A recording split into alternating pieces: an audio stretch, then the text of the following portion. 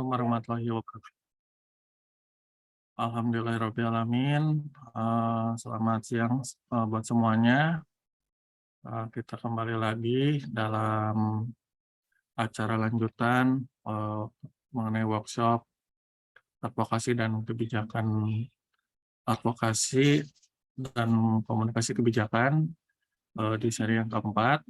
Hari ini kita sudah kedatangan pemateri yang pertama, Bapak Eko Prasetyo, dan pemateri kedua insya Allah akan disampaikan oleh Bapak Hilman yang sebentar lagi akan hadir di tengah-tengah kita.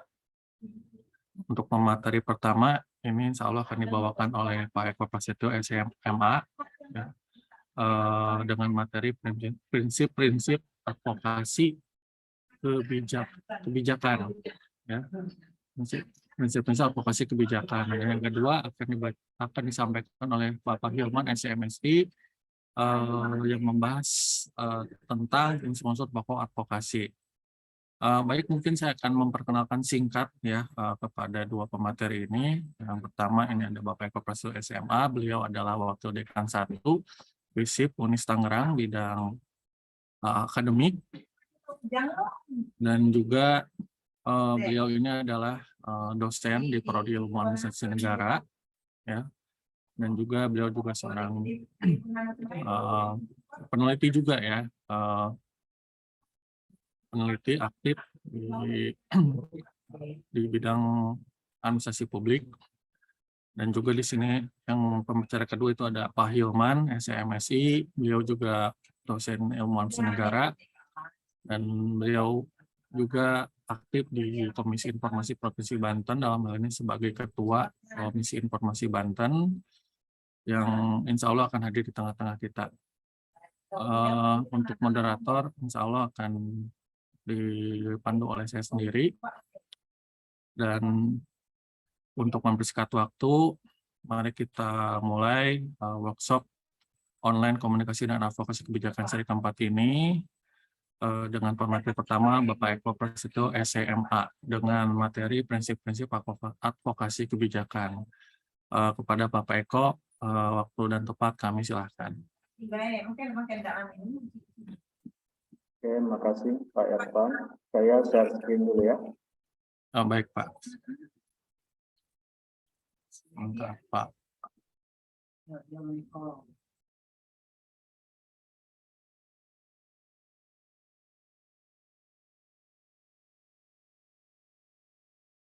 Sudah ada tayangannya?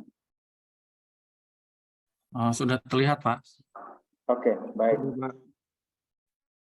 Bismillahirrahmanirrahim. Assalamualaikum warahmatullahi wabarakatuh. Waalaikumsalam warahmatullahi wabarakatuh. Warahmatullahi wabarakatuh. Bismillahirrahmanirrahim.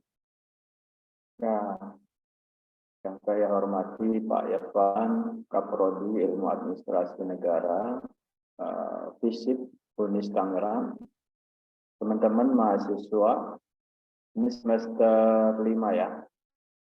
Ya, berbahagia pada kesempatan siang hari ini.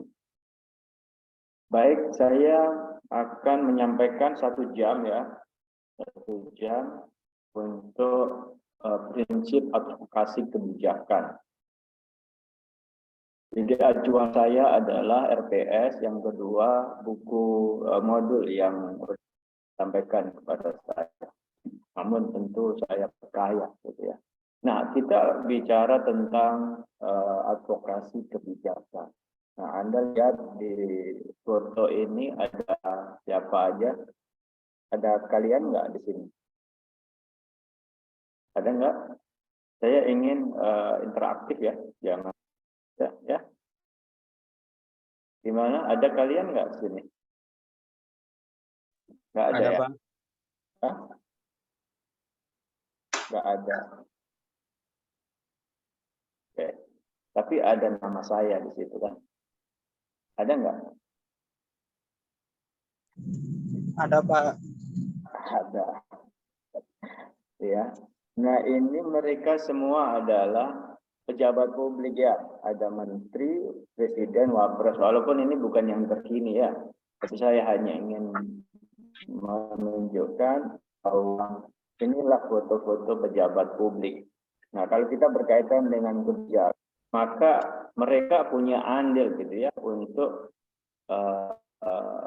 di dalam proses kebijakan. Ya, nanti saya akan bagaimana proses kebijakan. Saya berharap sih nanti ada kalian di sini. Saya nggak tahu ini. Amin ya. Ada mahasiswa UNIS alumni apakah mungkin Fadil Ramadan atau apa ya atau yang lain ya bisa ada di dalam pembuat kebijakan publik. Oke. Kita akan membahas beberapa hal, pertama pendapat apa sih yang kalian pahami ya nanti prinsip advokasi itu apa ya dan jenis advokasi, kegiatan advokasi itu apa saja, kemudian aktor ya, yang melakukan advokasi kebijakan dan pada akhirnya tujuan advokasi kebijakan. Oke, mudah-mudahan dari ini sudah kita miliki. Nah, kalau kita bicara public policy, ya, ini dinyatakan oleh, saya sangat senang ini pendapat ini, Thomas Elga, pada saat saya belajar tentang public policy, ini yang kalau menurut saya yang paling ringkas gitu, enak dipahami. Itu whatever the government, apa maksudnya? Itu apa saja yang pemerintah, nah makanya government tadi ya, pejabat publik, semuanya ya, termasuk Pak Hilman misalnya di sini ya, pejabat publik. Kalau saya sudah bukan pejabat publik ya, saya akademisi di sini. Nah, dia siapapun yang ada bagian dari government ya, institution yang kemudian di dalam perannya dia untuk melakukan sesuatu atau tidak melakukan sesuatu, maka itulah yang disebut dengan kebijakan publik.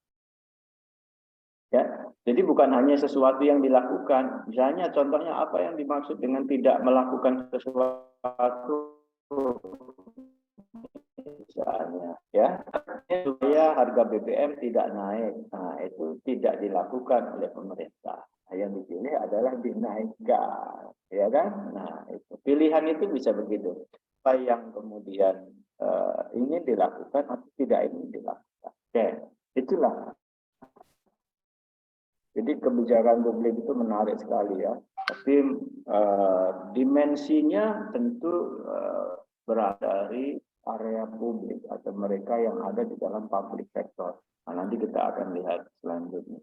Nah, advokasi, nah kita bicara advokasi kebijakan. Advokasi itu apa sih sebenarnya? Ya mungkin ini udah dibahas. Saya hanya merefresh bahwa advokasi itu adalah aksi strategis supaya masalah yang dihadapi oleh rakyat itu bisa masuk ke dalam agenda kebijakan. Ya, jadi kalian tentu sebagai masyarakat, sebagai komunitas itu punya masalah, sebagai mahasiswa punya masalah. Nah, tentu masalah-masalah itu akan dilihat mana yang kemudian layak diangkat dan ditemukan sebagai kebijakan baru atau menyempurnakan kebijakan yang ada. Usaha yang supaya mengangkat isu atau masalah itu advokasi. Sehingga nanti bisa mempengaruhi kebijakan publik. Ya, kebijakan publik artinya kebijakan yang mungkin saja belum ada atau kebijakan lama yang perlu kita perbaiki. Jadi advokasi itu ke sana. Kemudian ranahnya ada sisi komunikasinya. Tapi ada sisi strateginya juga yang perlu kita pahami. Nah, kalau begitu apa saja masalah publik yang perlu kita ungkap, kita naikkan menjadi sebuah kebijakan. Coba kita kalau ada seperti ini ya, ada masalah publik apa di sini menurut Aldi yang bisa diadvokasi? Aldi Bianto.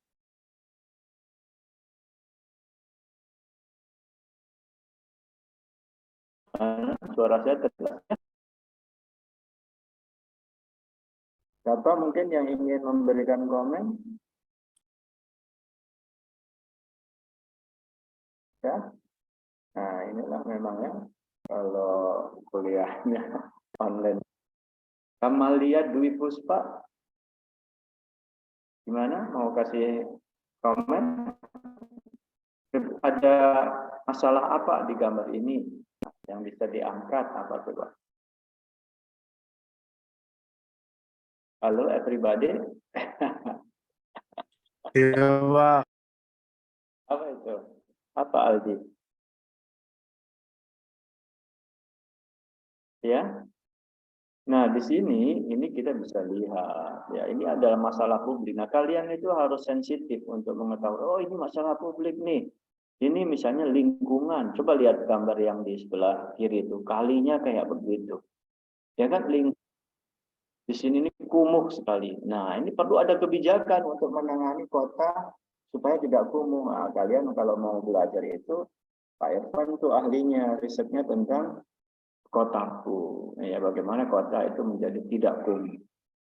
Nah itu contoh ya. Kemudian yang lain kemiskinan. Nah ini kan nggak mungkin di sini orang yang ada di sini yang miskin. Mesti dia kalau punya duit pindah lah ya.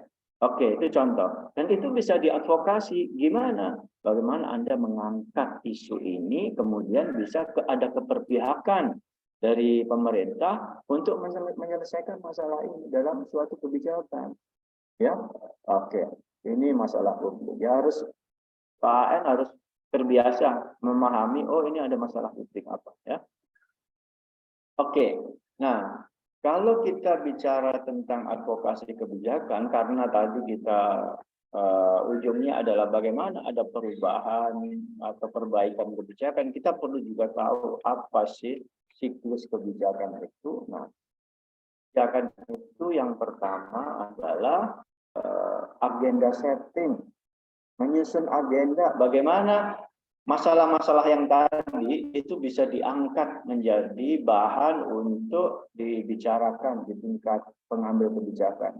Mana aja itu kementerian, ya, kemudian presiden, kemudian DPR. Ya, kalau di daerah dinas, bupati dan DPRD. Ya. Kalau sudah dipahami, kemudian dinyatakan ini, saya pasti tidak akan masuk ke dalam prolegnas kalau di nasional, ya, program legislasi nasional. Itu kebijakan-kebijakan yang prioritas. Kemudian diformulasikan, ya, artinya apa saja pilihan bagi masalah. Kalau tadi misalnya kekumuhan, masalah itu solusinya apa?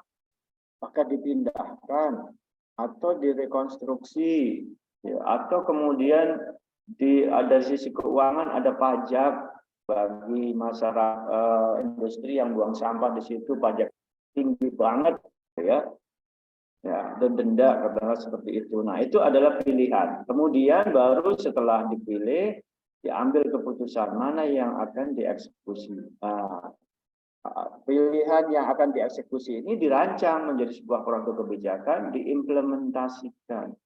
Nah, setelah diimplementasikan, baru dievaluasi. Nah, advokasi kebijakan masuknya di mana? Bisa di mana aja. Tapi intinya supaya nanti masuk di agenda setting. Nah, misalnya dia menemukan ada sesuatu yang tidak pas pada saat implementasi, dan itu akan mengganggu dan menjadi masalah publik. Ya udah, angkat aja. Ya, jadi itu. Oke. Nah, prinsip advokasi kebijakan itu ada 5. Yang pertama, isu yang diangkat itu mestinya harus realistis. Ya, isunya itu isu yang ada dan membumi yang dirasakan oleh masyarakat. Maaf nih ya, misalnya kita kan di Indonesia kayak begini ya, maka kita yang dihadapi kemiskinan katakanlah begitu. Kita mungkin belum waktunya untuk mengangkat isu yang terlalu, misalnya kayak di Amerika ya, bagaimana kita bisa pindah ke Mars atau bulan, itu nggak realistis buat kita. Kita lebih pas mengangkat isu-isu yang mungkin bagaimana masyarakat meningkat, kemiskinan teratasi, dikurangi dan sebagainya. Nah itu ya. Kalau bicara kemiskinan, kemudian kemiskinan yang ada di mana? Lebih spesifik lagi. Apakah di desa ataukah di kota yang mau kita angkat? Jadi harus semakin detail, harus semakin jelas. Ya, itu namanya realistis. Berikan tambahan datanya. Kemudian yang berikutnya sistematis. Nah, pada saat kita melakukan merancang proses advokasi itu, buatlah program advokasi yang sifatnya sistematis, direncanakan dengan baik, diorganisasikan siapa yang akan terlibat, sasarannya kemana saja, ya. Bukan kemudian asal tembak. Nah, ini sesuatu yang tidak sistematis itu sebenarnya tidak bisa disebut sebagai advokasi. Mungkin hanya melempar isu saja. Nah, itu tidak pas disebut advokasi. Karena advokasi itu kemudian ibaratnya menggiring sampai jadi goal, ya. Setelah itu kalau bisa goal lagi dan seterusnya. Artinya sampai ada kebijakan baru, perbaikan kebijakan, ada diimplementasikan, kalau ada kekurangannya perbaiki lagi terus. Kemudian taktis. Nah, advokasi nggak bisa kerja sendiri. Advokasi itu harus butuh koalisi, butuh teman. Jadi berjuang itu enaknya kalau banyak teman. Nah, bikin aliansi ya antar berbagai elemen. Misalnya isunya adalah isu yang umum ya. Kita bukan kemudian menganggap bahwa permasalahan kemiskinan hanya dihadapi oleh umat Islam dan kemudian kita hanya berteman dengan orang-orang Islam saja. Tidak. Butuh koalisi dengan yang lain, ya, kelompok antar agama, ya, kelompok wanita dan sebagainya, kelompok pemuda. Karena itu akan membantu kita untuk lebih banyak bisa menemukan titik-titik tekan supaya ide dan gagasan yang kita sampaikan kepada pengambil kebijakan, kepada masyarakat juga itu menjadi tepat sasaran. Ya. Jadi tidak bersifat elitis, tidak bersifat eksklusif, tetapi taktis. Nah, strategis advokasi itu kayak perang sebenarnya. Jadi kita harus punya peluru yang banyak. Pelurunya apa? Isu, masalah. Peluru yang lain lagi apa? Data. Valid enggak data kita? Ya. Pelurunya apa lagi? Koalisi, teman yang banyak. Ya. Pelurunya apa lagi? Pakai channel apa gitu? Pakai media apa dan seterusnya. Dan yang terakhir harus berani. Berani dalam artian apa? Karena proses advokasi itu jangka panjang ya. Jadi kita jangan cuman lempar setelah kemudian dikebukin oleh masyarakat mungkin karena isunya dianggap tidak layak kita lari ini sembunyi ngumpet enggak. Tapi kalau memang itu masalah yang penting harus sampai full. Nah, jenis advokasi itu ada 3 setidaknya ya. Pertama, advokasi kasus. Nah, itu kalau kita berkaitan dengan kasus yang sifatnya tertentu saja. Jadi isu yang dihadapi, yang diangkat itu atas dasar isu. Kemudian kalau kelas ini kelompok masyarakat, ya segmen tertentu, target tertentu. Kita mengambil isu tentang buruh, pengangguran dan sebagainya. Maka ya sudah kita mengadvokasi kelompok itu saja, kita enggak yang lain. Kalau kasus, kalau isu itu luas, kayak kemiskinan tadi kemana-mana bisa. Ya.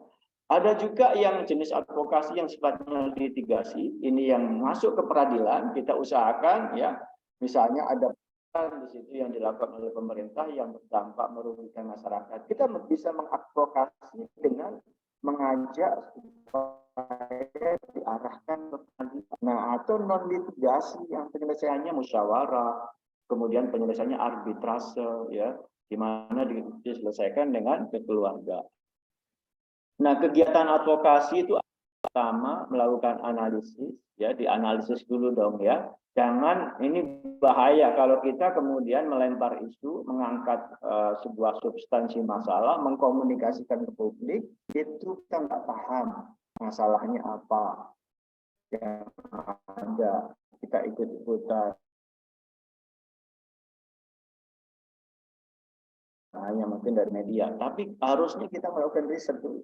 Ya, yang terdampak itu siapa, masalahnya apa, butuh tambahan informasi apa saja. Strategi ya, kembangkan strateginya tadi. Ya, bagaimana cara melempar isu ini? Pakai apa medianya? Apakah kita demo ataukah kita online aja digital ataukah kita audiensi? Nah, Ataukah kita mendatangi kelompok masyarakat yang perlu kita edukasi? Nah, itu strategi.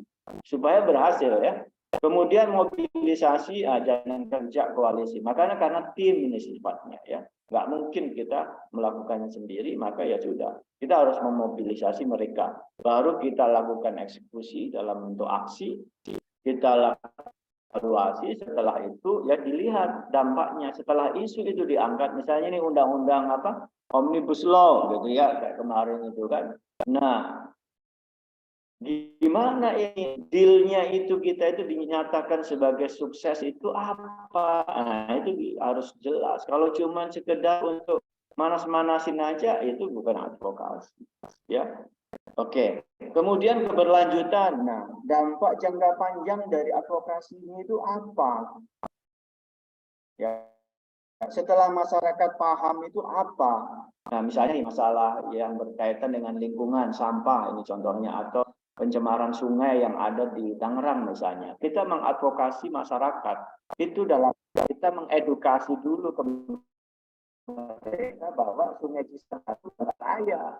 Nah, terus setelah mereka tahu apa yang harus dilakukan, mereka kita ajak untuk membuat sebuah gerakan supaya ada kebijakan untuk bisa menangani masalah lingkungan ini yang membahayakan mereka. Ya, mungkin dengan masyarakat bersama-sama ada dulu ke dinas terkait ya, kita audiensi, kita sampaikan hasil penelitian kita, riset kita dan seterusnya.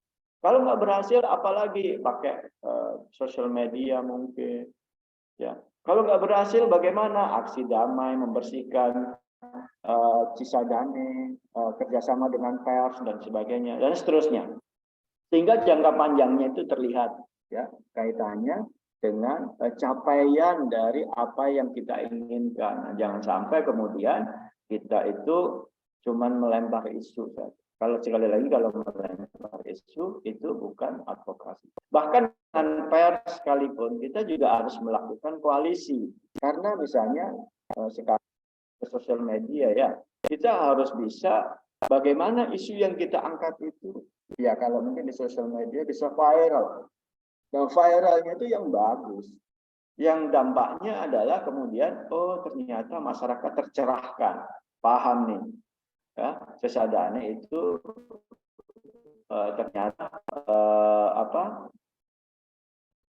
Cisadane itu ternyata tercemar. Slide-nya nggak jalan ya, Pak Eko. Assalamualaikum Pak Eko. Punten slide-nya belum jalan Pak. Iya di sini mah udah jalan. Belum jalan. Sinyal.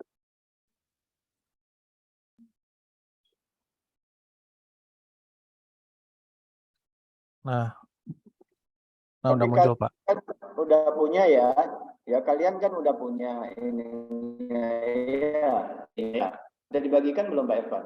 Kalau bisa dibagikan aja. Ya, mohon, ya Pak, baik Pak. Bentar. Karena kita masalah jaringan ya, kita ya, digital lag, itu kan masalah ya kita ya. Jadi infrastruktur digital di Indonesia itu masih belum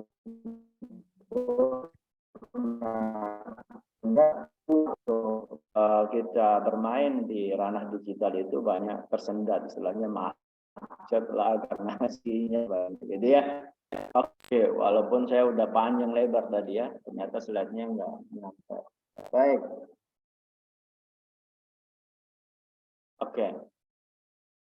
Siapa sih aktor dari advokasi? Nah, aktor dari advokasi ya ini menurut ada 3 sebenarnya. Yang pertama komunitas. Komunitas itu apa sih? Masyarakat, organisasi masyarakat sipil. Nah, lebih spesifik kemudian disebut komunitas kalau mereka itu punya tujuan yang sama. Nah, kalian misalnya nih, punya akun Instagram misalnya ya, kalian bisa tuh, misalnya kalian hobinya adalah cycling, sepedaan. Nah, kemudian postinglah kalian sepeda di situ macam-macam. Kemudian banyak yang nge-like, kemudian bikin grup di digital. Nah, itu udah komunitas. Jadi itu komunitas itu seperti itu ya. bukan secara spesifik itu makna masyarakat luas, masyarakat bisa juga yang spesifik. Kemudian pemerintah ini juga butuh melakukan advokasi, ya karena pemerintah ini membuat kebijakan dan ingin kebijakannya itu sebenarnya bisa terimplementasi dengan baik dan dilaksanakan dengan baik sesuai tujuannya tercapai. Tujuannya tercapai enggak? Kalau sebuah kebijakan kemudian tujuannya tidak tercapai, nah maka pemerintah melakukan advokasi untuk mencari juga kemudian apa sih sebenarnya hambatan yang ada di lapangan. Dia berkomunikasi dengan masyarakat. Saya pernah pada suatu ketika itu ada kebijakan tentang beasiswa untuk Indonesia Timur ya Papua lah katakanlah. Nah saya itu sudah melakukan proses perencanaan yang baik lah, melibatkan mereka tokoh-tokoh Papua katakanlah begitu. Nah, salah satu syaratnya kita sepakati tidak terinfeksi HIV/AIDS gitu ya. Nah, kita udah oke semuanya, kita udah sampaikan ke menteri oke. Itu dipublish, disosialisasi di Papua, wah rame itu. Ya, karena dianggap diskriminatif. Wah, saya bingung juga, ini tokohnya bilangnya oke, sementara masyarakat nggak mau. Nah, apa yang harus kita lakukan? Adjustment. Nah, adjustment itu hasil dari proses advokasi yang baik. Ya, bukan tidak selalu kemudian apa yang dilakukan oleh pemerintah itu tidak bisa dirubah, itu tidak betul. Tetapi bisa dilakukan perbaikan. Kemudian akademisi ini kita semua nih kalian ya, semuanya ini penting ya, dosen, mahasiswa itu penting untuk melakukan advokasi kepada masyarakat ya. Tuh. Kemudian sebenarnya saya juga menambahkan kalau ini satu lagi swasta, sebenarnya private sector itu juga apalagi peranannya sekarang sebagai pemegang media. Ya, itu mesti melakukan terutama untuk supaya tujuan-tujuan yang baik ya misalnya efisiensi dan sebagainya itu di dalam proses pelayanan itu bisa direalisasikan, diwujudkan ya. Oke. Tujuan advokasi kebijakan itu apa? Pertama ya bisa ada perbaikan dari kebijakan itu ya, disempurnakan ya, atau mungkin dibuat baru kebijakannya kalau nggak tepat. Ya, kalau kasus saya tadi saya sempurnakan, itu saya delete pada akhirnya, ya nggak sampai demo lah intinya gitu. Kemudian perbaikan proses penyusunan, ya mungkin saja pada saat memproses itu ya saya tidak melibatkan masyarakat langsung karena saya menganggap tokoh Papua itu sudah cukup. Nah maka ini bisa untuk proses selanjutnya bisa dilakukan perbaikan, ya. Kemudian perbaikan pelaksanaan dan pertanggungjawaban. Nah, supaya pertanggungjawaban ke publiknya itu benar-benar akuntabel. Akuntabel itu maksudnya apa?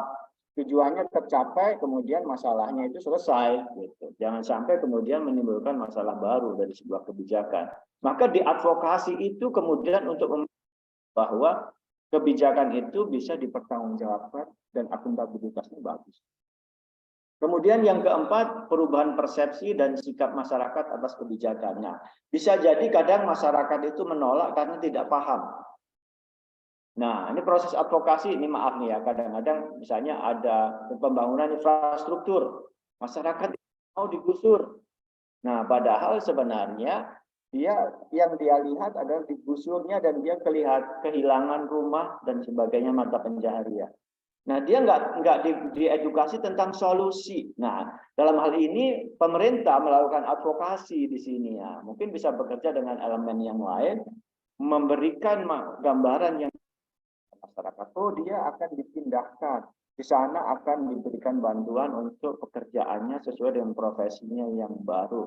Ya kalau dia mungkin petani, ya berarti ini daerahnya dipindahkan ke daerah yang pertanian juga. Nah, seperti itu. Nah, dengan begitu maka persepsi masyarakat akan berubah. Tentu yang kelima, ada peningkatan transparansi pemerintah. Transparansi ini penting sekali ya dalam proses kebijakan. Ini supaya kebijakan itu bisa benar-benar dilihat prosesnya, benar nggak ini dilakukan musyawarah, benar nggak ada risetnya, Jangan-jangan ini cuma kepentingan orang per orang. Oke, nah ini saya ingin menjelaskan juga. Nah, sebenarnya tadi paradigmanya itu masih banyak belum memanfaatkan teknologi terkini. Padahal kalau kita memanfaatkan teknologi terkini ada disebut dengan digital government, pemerintahan digital. Nah, disitulah sebenarnya itu transparansi, keterbukaan, dan demokrasi itu bisa diwujudkan. Kalau pemerintah benar-benar bisa mewujudkan pemerintahan digital, termasuk di dalam public policy making proses, ya proses pembuatan kebijakan, maka dari sejak merancang itu pemerintah sudah bisa melempar isunya via digital. Kemudian masyarakat menanggapinya, diberi ruang menanggapi, dibuka debat publik online. Ya gampang kan sekarang. Kemudian dirumuskan apa masukan masyarakat. Nah, itu bisa menjadi bahan untuk pembuatan kebijakan. Nah, ini sayangnya kita memang belum ke arah sana kebanyakan. Kita masih untuk pelayanan publik teknologi itu belum sampai kepada tahapan untuk digital government yang ideal. Ya. Barangkali itu dari saya secara umum. Nanti ada sesi tanya jawab enggak Pak Irfan? Ada Pak, ada. Jadi Ada. langsung disambung Pak Ilman atau tanya jawab dulu?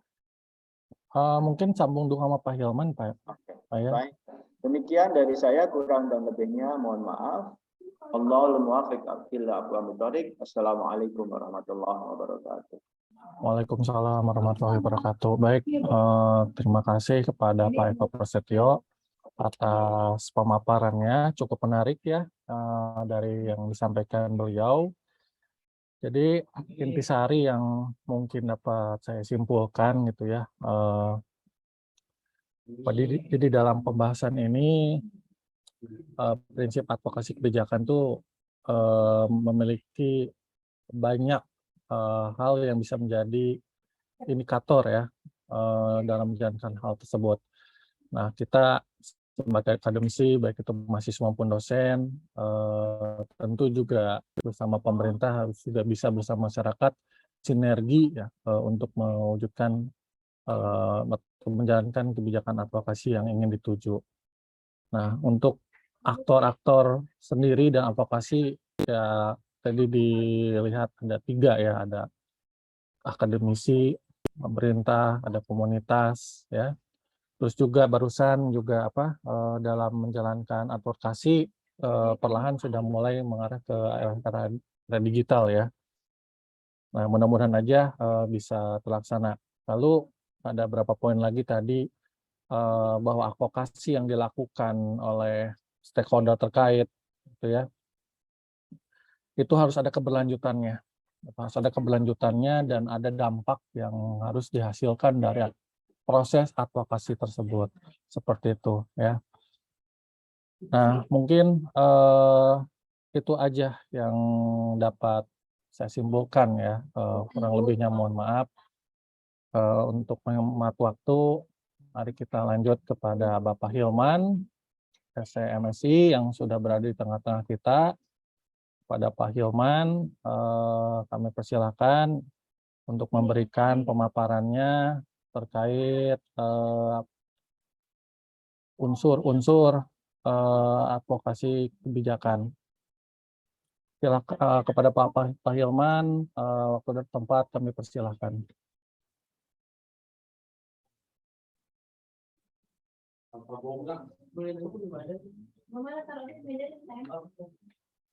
Punten Pak, PowerPoint-nya sudah nampak di layar Pak.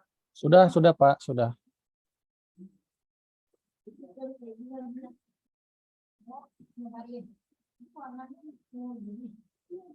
Baik, terima kasih Pak Irfan. Bismillahirrahmanirrahim. Assalamualaikum warahmatullahi wabarakatuh. Waalaikumsalam warahmatullahi wabarakatuh. Alhamdulillahirrahmanirrahim. Wa bihi nasta'inu ala umuri dunya waddin wa ala alihi washabihi ajmain. Amma ba'du. Pertama-tama puji dan syukur mari kita sama-sama panjatkan kepada Allah Subhanahu wa taala karena pada kesempatan siang hari ini kita masih diberikan nikmat sehat walafiat ya sehingga bisa beraktivitas dalam rangka thalabul ilmi ya. Thalabul ilmi yang tentu kita sepakati bahwa Tolabul itu menjadi penting sebagai insan akademik ya di dalam berbagai macam kesempatan. Nah, kesempatan yang berbahagia ini tentu kita manfaatkan. Pak Irfan sudah memberikan tema-tema khusus kepada dosen-dosen yang ada di komunikasi dan juga di administrasi negara, sehingga kita ada semacam pengayaan ya terkait dengan mata kuliah komunikasi dan advokasi kebijakan ini. Tadi Pak Eko barangkali Pak Ipan ya, yang saya hormati Pak Eko sudah memaparkan berbagai hal yang berkaitan dengan prinsip-prinsip advokasi kebijakan ya. Saya lihat itu pemaparannya komprehensif ya dan bisa dipahami oleh kita semua. Namun saya di sini barangkali akan lihat tema lain, artinya tema yang ada relevansinya dengan sub pembahasan daripada advokasi, yaitu tentang unsur-unsur pokok advokasi. Saudara sekalian, barangkali kalau kita lihat trennya, advokasi ini memiliki ruang yang cukup dapat tempat ya di publik, di masyarakat, karena advokasi ini ya salah satunya menjadi tumpuan bagi siapapun juga itu, terutama kaum mustadafin ya, kaum lemah, karena dengan advokasi itu menjadi kuat, menjadi berdaya gitu. Nah, saya ingin berangkat dari sisi itu. Pak Ipan, PowerPoint-nya jalan ya? Jalan, Pak. Baik.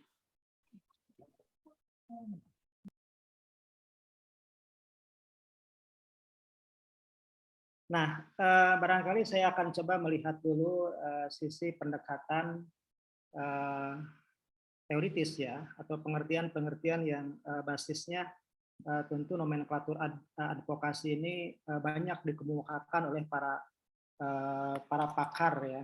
Saya ada referensi buku dari yang dikarang oleh Profesor Dr. Hadi Pratomo MPH doktor ya. Nah, ini salah satu referensi yang coba saya dalami berkaitan dengan advokasi.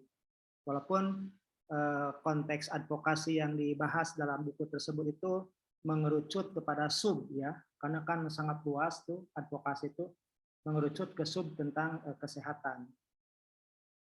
Nah, advokasi itu apa yang disampaikan oleh Pak Eko juga memang ini beririsan dengan apa yang saya sampaikan di sini. Merupakan suatu tindakan ya, tindakan yang dilakukan oleh individu, oleh perorangan ya, atau dilakukan oleh kelompok orang. Kelompok orang itu berarti kan dua ke atas ya. Kalau individu kan satu orang, kalau kelompok itu kan berarti 2 orang lebih. Atau organisasi masyarakat yang terorganisir, misalnya LSM, ormas, organisasi kepemudaan, organisasi mahasiswa. Jadi itulah para aktornya gitu ya, yang dilakukan secara sistematik untuk bagaimana berusaha mempengaruhi pengambil kebijakan. Siapa pengambil kebijakan itu tentu bisa tadi diilustrasikan sebagaimana Bapak Eko sampaikan, itu adalah pemerintah ya, pengambil kebijakan itu, atau badan lain ya yang di luar pemerintah tetapi bisa mengambil suatu kebijakan. Kemudian adik-adik mahasiswa ya, tentu menjadi momentum bagi kita semua ya sebagai mahasiswa, apalagi nih kalau lihat trennya, bukan tren, emang faktanya semester 5 ya, artinya masih semangat nilai juangnya untuk bagaimana melakukan pembelaan, melakukan advokasi kepada kaum yang tertindas ya dari suatu kebijakan, maka ini sangat relevan. Cuman yang harus diperhatikan adalah ketika individu, kelompok mahasiswa atau kelompok masyarakat melakukan advokasi terhadap satu kebijakan yang merugikan masyarakat, tentu ini harus diimbangi dengan apa yang disampaikan oleh Pak Eko tadi, strategi. Nah, strategi itu kan beririsan dengan tata cara yang harus dilakukan agar supaya maksud dan tujuan dari pengadvokasian itu dapat terlaksana. Kan yang paling penting hasilnya gitu ya. Hasilnya ada tidak. Nah, hasil itu harus dengan proses-proses yang melewati strategi yang dilakukan oleh para pembela ya, para pembela masyarakat dengan advokasinya. Nah, kembali kalau begitu coba kita berangkat dari pendekatan teori yang umumnya. Pak Ipan, mohon izin saya berapa menit diberi kesempatan dalam pemaparan ini? 40 menit, Pak. Oh, 40 menit ya. Nanti setelah Ya. itu kesempatan untuk berdialog ya Pak Ipan ya. Iya, iya, Pak. Baik, terima kasih. Nah, ada beberapa teori advokasi yang dikemukakan oleh Sharma dan John Hopkins di John Hopkins ya, University. Kalau menurut Sharma bahwa advokasi itu merupakan taktik ya.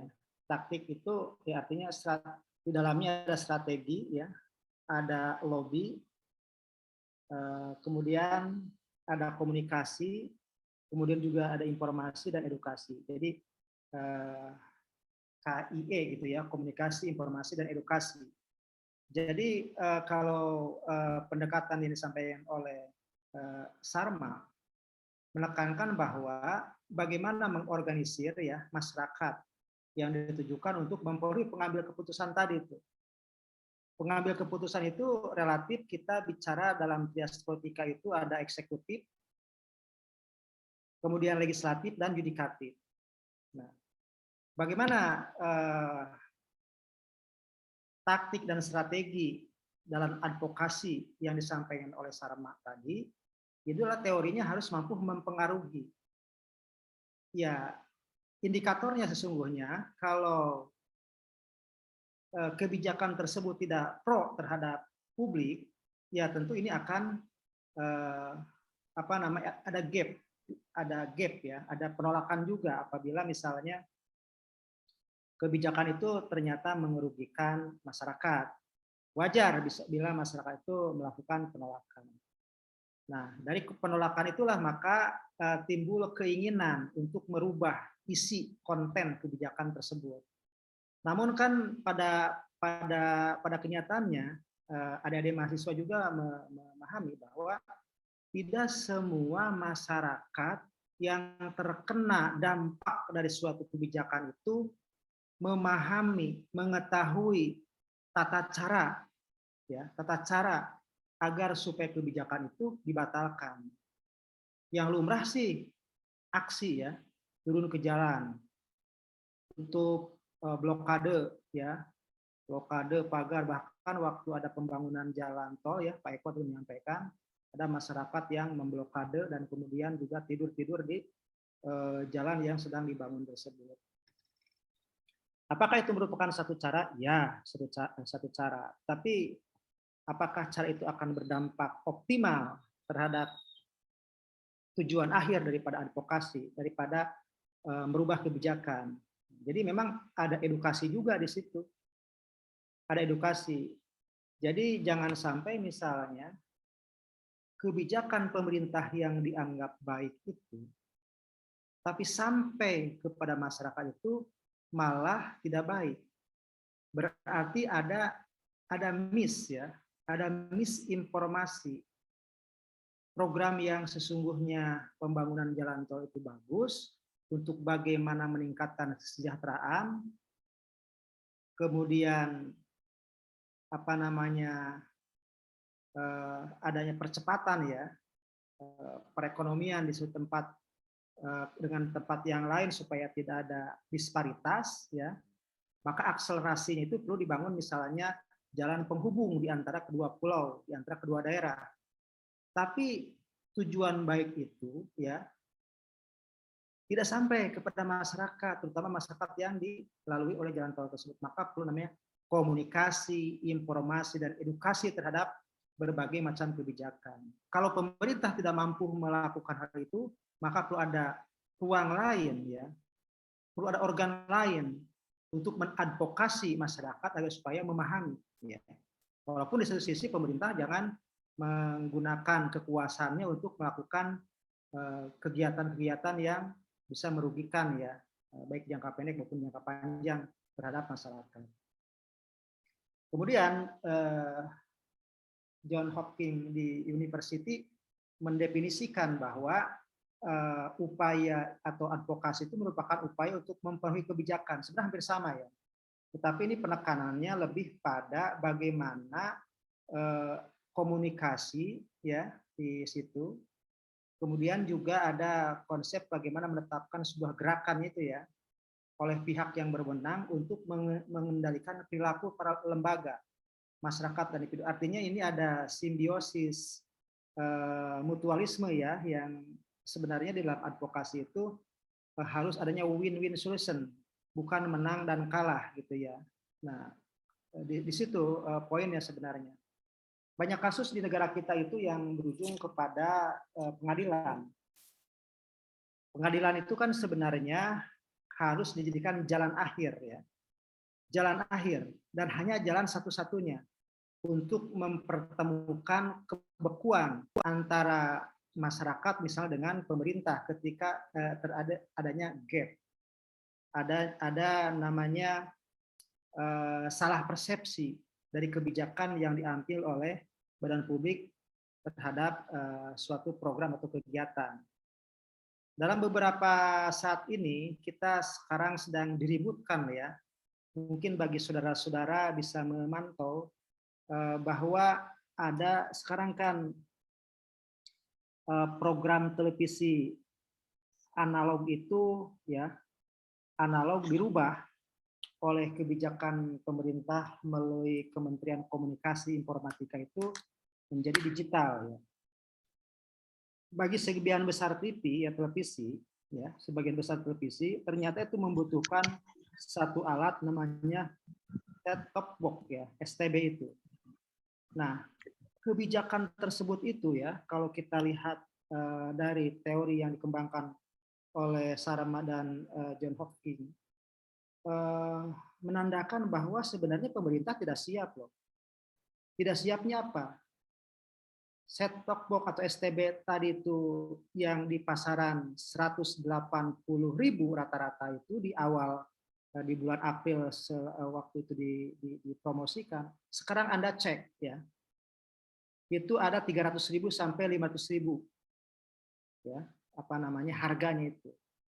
Berarti ada sesuatu yang tidak beres di situ dalam pengelolaan kebijakan pengalihan TV apa namanya, analog ke digital. Nah, siapa yang bisa hadir di situ untuk memfasilitasi, mempertemukan keinginan masyarakat dengan kebijakan pemerintah tersebut?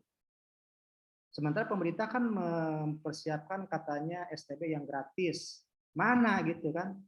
Masyarakat menunggu, sementara siaran televisi itu sekarang sudah tidak ada di Jabodetabek, sudah hilang. Yang apalagi yang belum beli kan udah hilang. Coba cek aja di rumah saya aja sudah hilang itu siarannya itu yang beberapa hampir bukan hampir ya, semua channel-channel televisi sudah ada. Kalau tidak membeli STB tersebut, walaupun dengan harga misalnya cukup mahal, ya. Nah, ini salah satu yang bisa diadvokasi ke depan oleh kita semua nih. Apa masalahnya gitu? Kan televisi itu jutaan tuh masyarakat orang memiliki apa namanya televisi. Kan dirugikan misalnya kalau tidak ada televisi yang ada masuk ke rumah masing-masing. Di Tangerang Raya itu berapa keluarga yang memiliki televisi dan sekarang belum ada menikmati siarannya.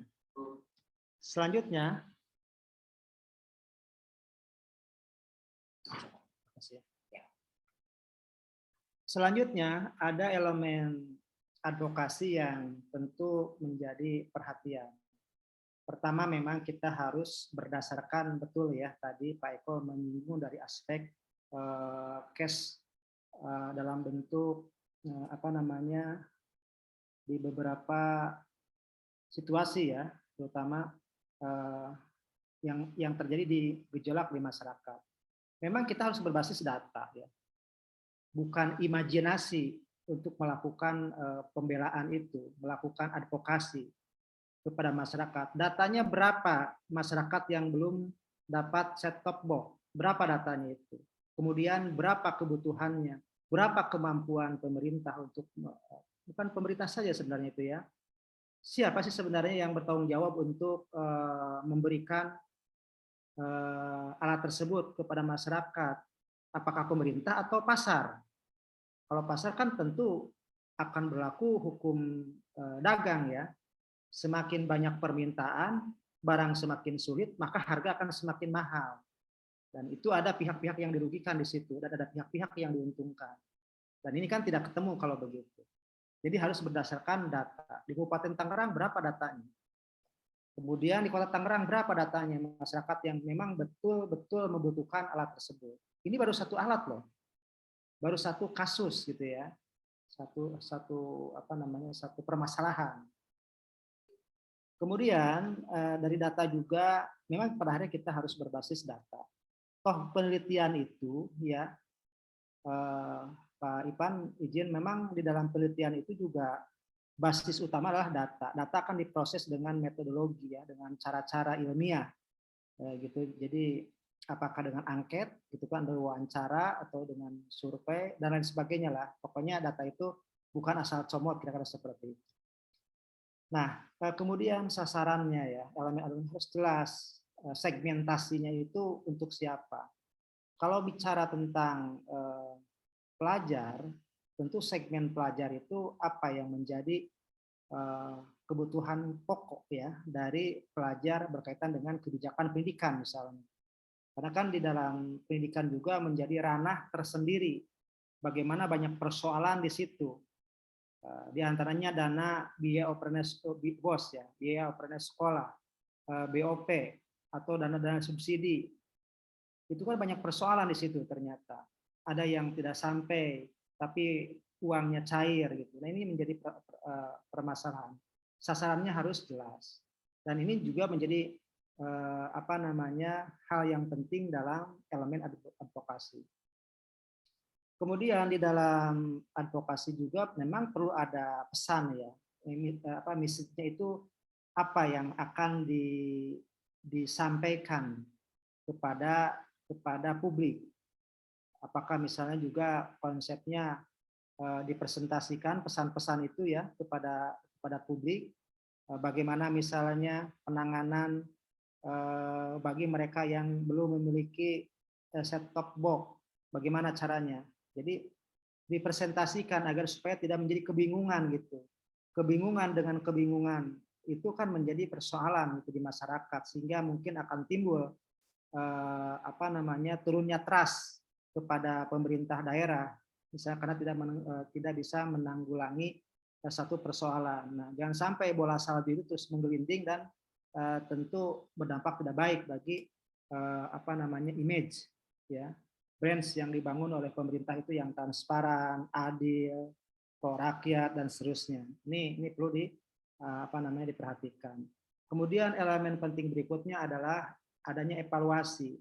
Wajar setiap kebijakan itu ada evaluasi, apalagi di dalam advokasi. Advokasi itu kan memang menyentuh terhadap sasaran, program, kegiatan, maka perlu namanya evaluasi. Nah, dan memang ini yang paling krusial. Di dalam advokasi itu ada elemen yang penting, yaitu adalah penggalangan dukungan sumber-sumber anggaran, dana ya. Karena ini kan berjalan secara alamiah, artinya tidak berbasis. Kalau masyarakat bekerja ya, kalau masyarakat melakukan advokasi, mahasiswa melakukan advokasi itu kan tidak ada anggarannya itu, ya. Memang diberikan anggaran sama negara ketika mahasiswa demo, ketika mahasiswa mengadvokasi masyarakat yang tergusur, tidak ada itu. Tapi mahasiswa dan masyarakat itu biasanya itu swadaya ya, gotong royong, patungan gitu, untuk beli aqua, untuk beli barangkali snack, untuk konsumsi Jadi, nah ini penggalangan dana juga bagian penting dalam elemen advokasi. Di beberapa negara bagian sebenarnya kan di Amerika itu ada 50 negara bagian ya.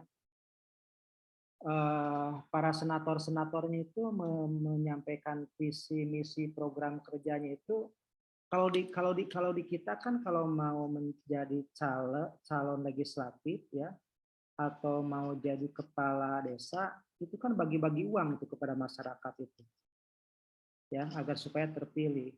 Tapi kalau di beberapa negara justru masyarakat membiayai gitu ya para kandidat calon tersebut karena mereka sudah yakin ketika mereka jadi sebagai dewan atau sebagai kepala daerah itu dia akan mampu memperjuangkan mewujudkan apa namanya keinginan harapan daripada para pemilih atau para pendukungnya.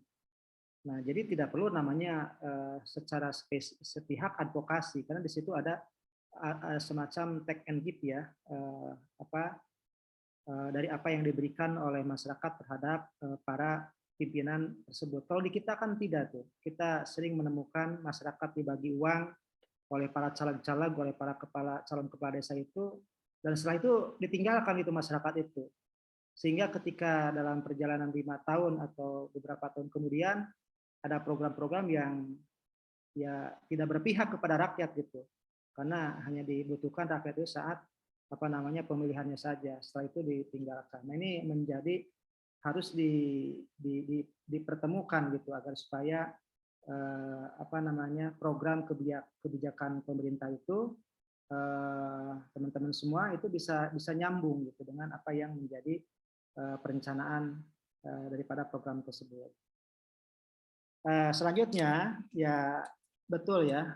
Tadi juga disinggung oleh Pak Eko bahwa kita itu sekarang ada di zaman kolaborasi ya.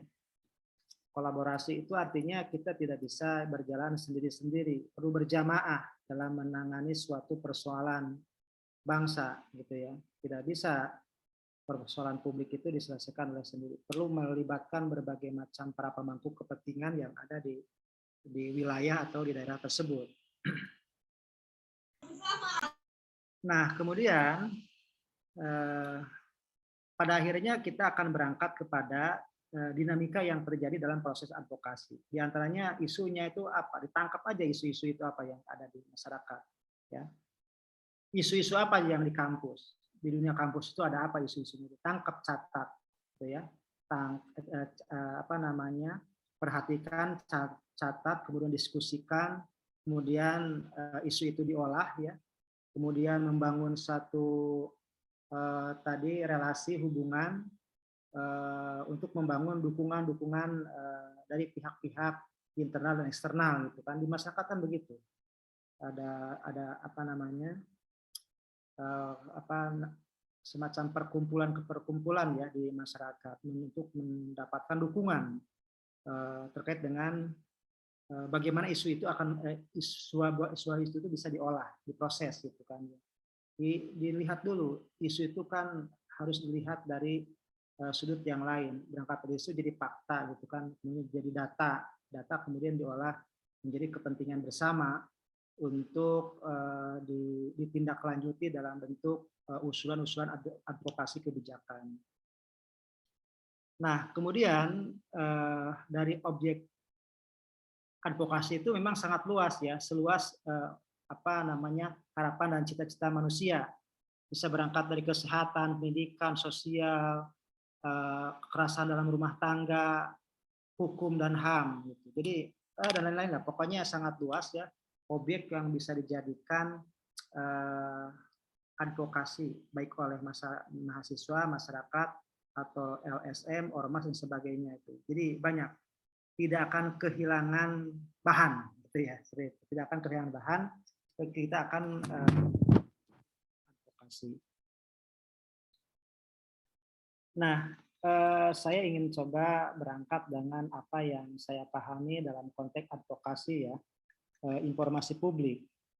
Nah, kenapa? Karena ini kan berangkat dari sebuah regulasi. Sebagai ilustrasi misalnya, ternyata masyarakat itu banyak yang tidak paham betapa informasi itu sangat berharga, sangat penting dimiliki, diperoleh ya oleh masyarakat.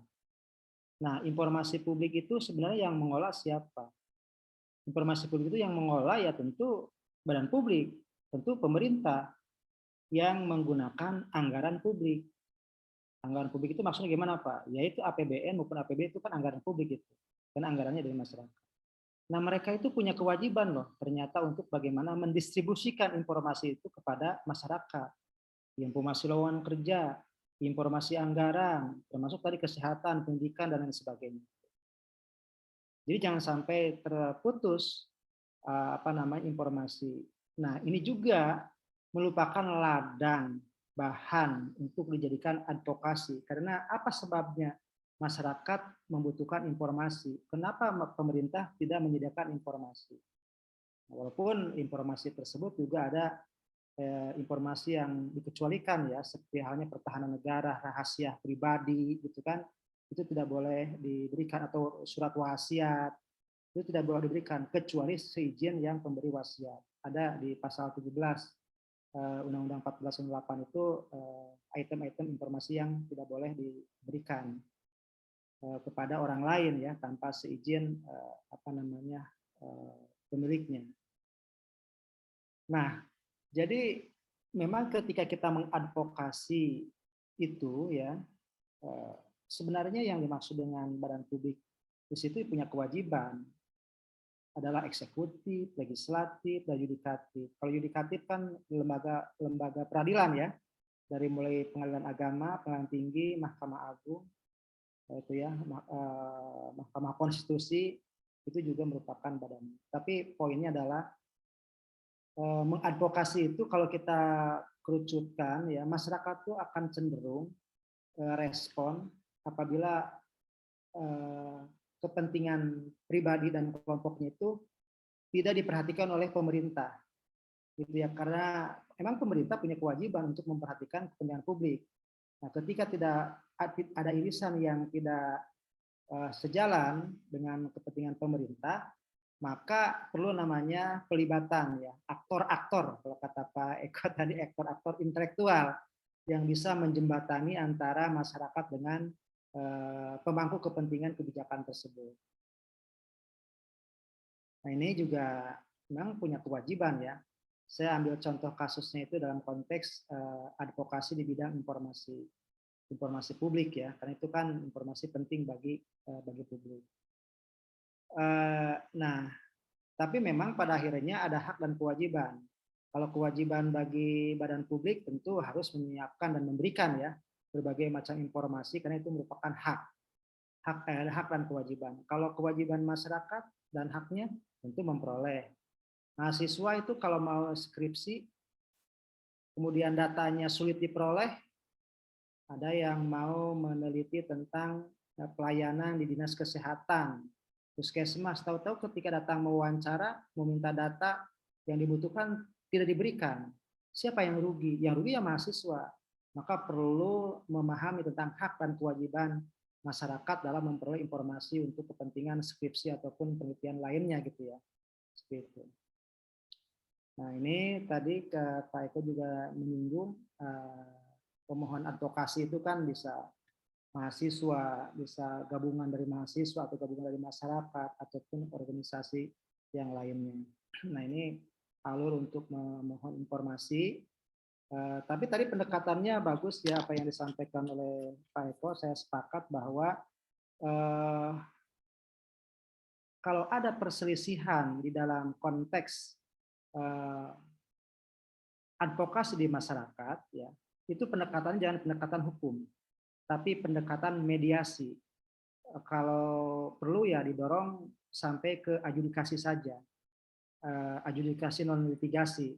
Kalau pendekatan ke pidana, memang ini konsekuensinya terlalu berisiko ya, tingkat kepentingannya minimal lah ya, atau maksimal perdata. Kalau pendekatan hukumnya, tapi kebetulan saya pernah belajar atau pelatihan mediator ya, pelatihan mediator, saya sebagai mediator yang sudah bisa beracara menjadi mediator di pengadilan ya.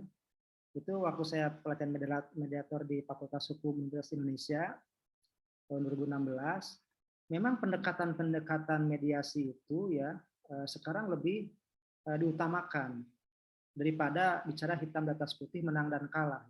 Walaupun persoalan-persoalan ya, tapi itu di luar pidana ya. Nah, kan kalau misalnya kegiatan-kegiatan yang aksi menolak, mengadvokasi masyarakat, itu mahasiswa, masyarakat yang menolak itu jangan langsung ditangkap dan dijebloskan ke sel polisi gitu, jangan itu, tapi harus dimediasi dulu apa yang menjadi permasalahannya. Terkadang kan kita melihat ada masyarakat atau mahasiswa yang aksi membela masyarakat itu kemudian ditangkap dan dijebloskan ke penjara. Itu pendekatannya bukan seperti itu.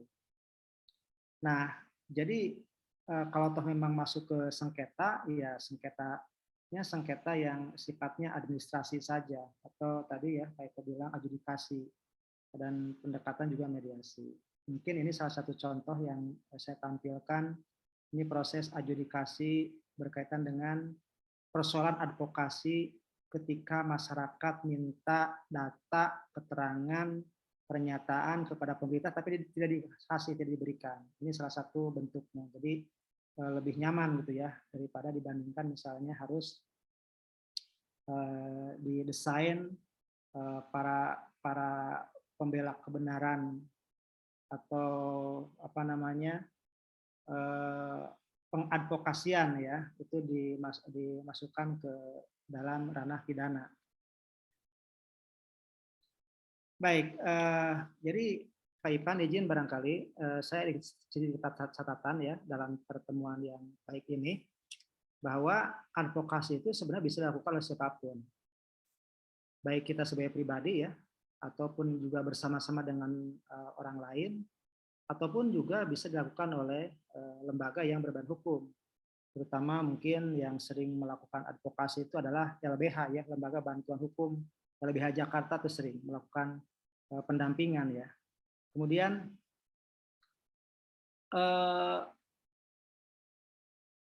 cakupan ya, objek ya, advokasi itu sangat luas sekali itu. Saya kira tidak terbatas ya. Hanya dibatasi oleh seluas permasalahan umat manusia. Manusia itu ternyata banyak sekali masalahnya, banyak sekali kebutuhannya, ya keinginannya barangkali di situ.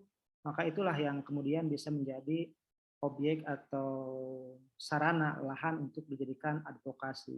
Karena tidak semua masyarakat itu memahami betul tata cara bagaimana keinginan, harapan itu bisa diwujudkan, disampaikan kepada pihak yang berwenang, terutama misalnya pemerintah. Kemudian ke depan perlu adanya payung hukum. Perlu ada payung hukum itu. Tadi Omnibus Law itu juga menjadi salah satu sarana, tetapi mungkin dalam konteks implementasinya belum bisa dijalankan sepenuhnya, karena di lapangan juga sering terjadi benturan. Perlu ada payung hukum yang lebih jelas ya, sebagai perlindungan kepada para relawan. Jadi relawan-relawan yang membela kepentingan rakyat itu selalu dihadapkan pada persoalan misalnya keselamatan jiwanya, ya. Para wartawan yang melakukan advokasi terhadap suatu kegiatan, suatu kasus, terkadang ada perlakuan-perlakuan yang membahayakan keselamatannya. Mungkin kita juga pernah mendengar ada wartawan yang meninggal ataupun dianiaya ya karena membela kepentingan masyarakat. Kita juga pernah mendengar ada mahasiswa yang terkena imbas daripada karena memang memperjuangkan kepentingan masyarakat. Ini perlu ada payung hukum yang lebih jelas terkait dengan kepentingan tersebut. Itu Pak Ipan sebagai pengantar. Terima kasih. Barangkali beberapa hal yang saya sampaikan tadi berkaitan dengan unsur-unsur advokasi bisa dijadikan bahan catatan-catatan yang nanti akan dikembangkan di kemudian hari. Terima kasih. Assalamualaikum warahmatullahi wabarakatuh. Waalaikumsalam warahmatullahi wabarakatuh. Baik, Terima kasih Pak Hilman atas pemaparannya ya terkait unsur-unsur pokok advokasi ya. Ini apa namanya sangat cocok lah ya dengan background-nya Pak Hilman ini ya. Ada beberapa studi kasus yang ditampilkan ya. Ya ini ada beberapa poin yang mungkin yang dapat saya simpulkan ya. Bahwasannya tadi bahwa advokasi itu bisa dilakukan siapapun ya, baik kita sebagai akademisi, oleh mahasiswa, oleh masyarakat, pemerintah, dan pihak-pihak terkait ya, dalam hal apapun gitu ya, karena cakupan advokasi ini sangat luas ya, apalagi di sini juga dalam dinamika proses advokasinya, ya di sini ada beberapa ada beberapa poin ya. Pertama, kita juga harus mengidentifikasi isu apa yang memang menjadi isu yang ada di masyarakat gitu dan kita bisa melakukan identifikasi dari isu tersebut. Nah, lalu dari isu tersebut ya tentu kita juga harus bisa merancang suatu solusi dalam menghadapi masalah isu tersebut ya dan kemudian membangun dukungan politik dengan pihak terkait agar bisa menyatukan isu solusi dan kemauan politik dalam menyelesaikan persoalan isu tersebut ya dan selanjutnya isu tersebut ditindaklanjut dan dievaluasi oleh para stakeholder terkait agar isu tersebut menjadi suatu yang dapat diselesaikan dengan solusi yang tepat ya. Nah, di sini juga ada beberapa objek advokasi ya yang bisa kita lakukan. Objeknya tadi ada objek di kategori sosial, kesehatan, pendidikan, hukum, HAM, termasuk KDKRT yang saat ini mungkin dalam sebulan terakhir menjadi trending di sosial media ya terkait masalah KDKRT, terus juga pelecehan seksual dan isu-isu lainnya.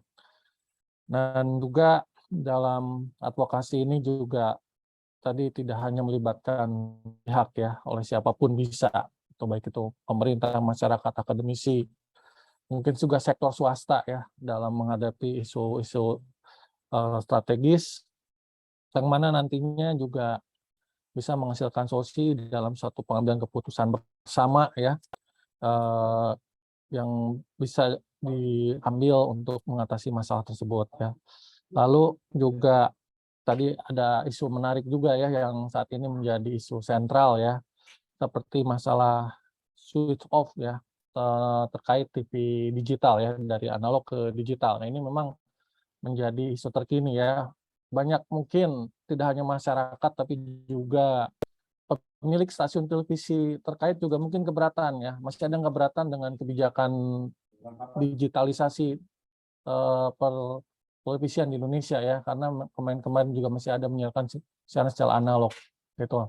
Namun di satu sisi juga masyarakat sebagai pengguna atau penikmat dari layanan televisi di Indonesia juga sebagian juga belum bisa mengakses layanan TV digital ya karena perangkat yang harus disiapkan. Namun di satu sisi perangkat yang harus disiapkan oleh masyarakat seperti STB juga tidak semua bisa memperoleh, bahkan harus dibeli dengan harga yang cukup mahal ya. Yang ada sampai 300 sampai 500, bahkan isunya juga ada yang palsu itu ya. Nah, ini juga menjadi PR dan harus dijadi jalan keluar dan mungkin juga harus dievaluasi gitu dari kebijakan Ada yang palsu juga ya. TV digital. Iya. Gitu. Ini menarik ini sebetulnya bisa dilanjut ini Pak Hilman. Ya, ini bisa jadi isu tema penelitian mahasiswa juga ini kalau diteruskan ini. Ya, jadi pas banget nih materi Pak Hilman, Pak Eko dengan kondisi sekarang. Baik untuk mempersingkat waktu, mari kita masuk ke sesi tanya jawab saja. Mungkin kepada teman-teman silahkan untuk mengajukan pertanyaan, ya boleh langsung, boleh melalui kolom chat. Silakan kalau memang ada ya ditujukannya nanti ke siapa dan pertanyaannya apa ya silakan sebutkan nama kemudian pertanyaannya dan ditujukannya ke siapa. Oke, baik, silakan pada teman-teman untuk memberikan pertanyaan. Ya, silakan. Izin bertanya, Pak. Oke, baik. Dari siapa? Oh, Aldisa. Ya, Aldisa, silakan Aldisa. Aldisa Maharani ya. Iya, Pak. Ya, Jadi izin bertanya untuk Pak Hilman. oke, Pak Hilman. Ya, bertanya lebih ke pendapat dari Pak Hilman sendiri sih. Gimana sih Pak proses advokasi yang ada di Indonesia? Apakah proses advokasi yang ada di Indonesia ini sudah apa ya? Istilahnya prosesnya itu sudah sesuai dengan aturan yang ada. Itu aja sih Pak kalau pertanyaan dari saya. Baik. Mungkin ditampung dulu ya. Pertanyaan berikutnya, silakan. Tadi pertanyaannya dari Aldisa, proses advokasi yang ada di Indonesia sudah sesuai dengan peraturan perundang-undangan gitu ya? Baik. Baik, pertanyaan berikutnya silakan.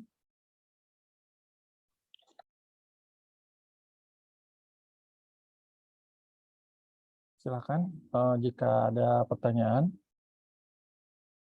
Mungkin Pak Hilman sambil nunggu bisa langsung dijawab, Pak. Pertanyaan di Aldisa terkait proses advokasi yang ada di Indonesia, apakah sudah sesuai dengan peraturan perundang-undangan, Pak? Baik, terima kasih Pak Ya. Irfan. Ini Aldisa pertanyaannya cukup tajam ya. Tapi Ya. pada akhirnya kita perlu berpikir juga ya dari situasi dan kondisi yang ada di Indonesia. Jadi begini, kenapa sih terjadi tuntutan ya? Tuntutan dari publik ya, dari masyarakat terhadap suatu kebijakan. Ya, karena kebijakan tersebut tuh tidak berpihak kepada publik tersebut. Nah, maka perlu ada sarana ya. Sarana yang bisa bagaimana menjembatani antara kepentingan publik tersebut dengan para pemangku atau pembuat kebijakan tersebut. Nah, kalau bicara tentang Indonesia ya, saya butuh data ya. Artinya perlu data yang lebih kuantitatif, seberapa banyak, seberapa jumlah. Nah, itu saya belum punya data. Tetapi kalau bicara tentang kualitas ya dari proses advokasi yang ada di Indonesia itu saya bisa katakan belum berkualitas ya, belum maksimal lah ya. Kalau berkualitas terlalu vulgar. Belum maksimal. Belum maksimal salah satu indikatornya. Kalau kita lihat tren ya, bahwa masyarakat itu ternyata selalu ada di pihak yang lemah dalam posisi memperjuangkan hak-haknya gitu ya, selalu ada dalam posisi yang lemah. Artinya negara selalu kuat. Nah, artinya apa itu? Bahwa masih kekuasaan itu menjadikan alat untuk bagaimana mewujudkan program dan kegiatannya di masyarakat. Beberapa kasus di daerah-daerah ya tentang lahan yang digunakan oleh untuk kepentingan publik. Saya ilustrasikan lah ya, misalnya ini biar agak konkret nih. Di daerah Cipondoh itu ya, di daerah Cipondoh itu dilewati oleh Kali Cisadane ya. Kali Cisadane. Nah, Kali Cisadane itu anak sungai Cisadane itu. Nah, kemudian pemerintah pusat Kementerian Pekerjaan Umum itu akan melakukan pelebaran bibir sungai itu tuh. Maka otomatis tanah-tanah masyarakat yang ada di pinggiran sungai itu harus dibebaskan kurang lebih sekitar 15 meter dari pinggir sungai. Lalu apa yang terjadi? Nah, ini kan bicara tentang kasus, artinya fakta ya. Jadi secara kualitas masyarakat itu selalu dalam pihak yang lemah. Kenapa? Karena program tetap jalan, ya masyarakat itu sampai sekarang misalnya ada sebagian yang belum menerima ganti untung ganti rugi lah bahasanya Pak Ipan ya. Pokoknya ada uang yang bisa didistribusikan sebagai pengganti lahan yang digunakan untuk sedimen itu tuh, apa namanya, pinggir kali itu. Nah, berarti apa itu ya? Proses advokasi yang ada di Indonesia itu masih sangat membutuhkan figur-figur, aktor-aktor berkesinambungan, tidak putus. Nah, hari ini dalam kasus apa namanya, kali Cisadane tersebut itu putus tuh, tidak ada yang melanjutkan. Ketika ada perdebatan musyawarah di tingkat desa mengumpulkan masyarakat desa, terutama yang tanah-tanahnya itu akan terkena proyek tersebut, terputus, tidak ada advokasi. Artinya apa? Inilah saya ingin katakan belum maksimal ya, Aldisa, proses advokasi yang ada di Indonesia. Tapi saya masih melihat di wilayah Banten saja, di wilayah Provinsi Banten. Kalau secara keseluruhannya mungkin kita bisa lihat secara kualitatif pendekatannya dari berita-berita yang ada di media televisi gitu ya, betapa masyarakat itu selalu di pihak yang lemah gitu ya. Ketika ada pemerintah akan membuat suatu program dan kegiatan yang melintasi batas-batas kepentingan publik. Begitu Pak Ipan yang disampaikan oleh saya untuk tadi Aldisa ya. Oke, baik. Terima kasih atas jawabannya. Pak Hilman, bagaimana Aldisa? Apakah ada tanggapan lagi? Atau sudah cukup? Halo, Aldisa? Oke, mungkin cukup ya. Cukup, Pak. Ya, Iya. oke, baik. Terima kasih. Berikutnya, pertanyaan selanjutnya dipersilahkan.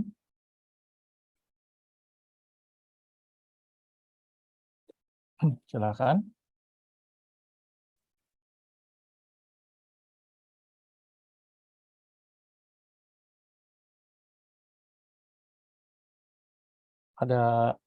Ada yang mau bertanya?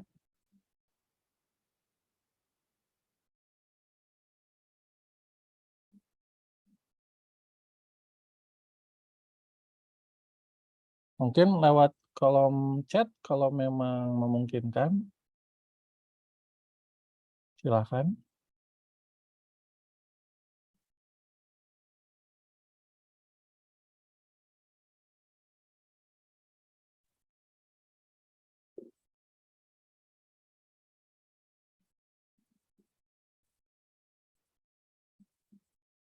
Oke, sepertinya belum ada pertanyaan lagi ya.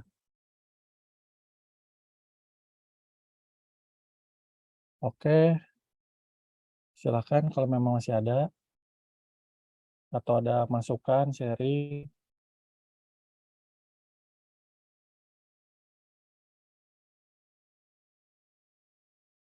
Mungkin sambil nunggu, saya mungkin ada pertanyaan mungkin buat Pak Eko. Saya nggak tahu ini masih ada kaitannya atau enggak. Cuman kalau dalam praktek advokasi ini mungkin bisa dilakukan secara kolaborasi gitu Pak Eko ya. Maksudnya bisa melibatkan dengan aktor-aktor terkait dalam mengatasi persoalan-persoalan yang muncul di tengah masyarakat gitu ya. Pertanyaannya,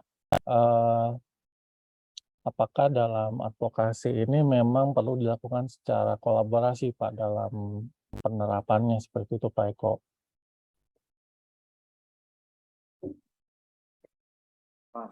Suaranya belum keluar Pak? Udah belum? Udah Pak, udah. Oke, ya. Ya. Karena satu hal yang perlu dilakukan di dalam proses advokasi itu kan koalisi ya. Ya, koalisi. Cari teman yang banyak. Nah, salah satu modelnya sebenarnya adalah model kolaborasi. Ya. Karena memang sebuah masalah itu tidak bisa diselesaikan oleh satu kelompok. Misalnya ini pemerintah saja tidak. Ya. Masyarakat bisa saja bergerak. Misalnya nih sampah ya, contohnya masalah sampah. Ya. Nah, sampah itu kalau kita lihat itu oleh pemerintah itu tidak selesai. Buktinya apa? Sampah menumpuk di jalanan nih kalau masuk di Kabupaten Tangerang gitu ya. Itu banyak sekali barangan sebagainya.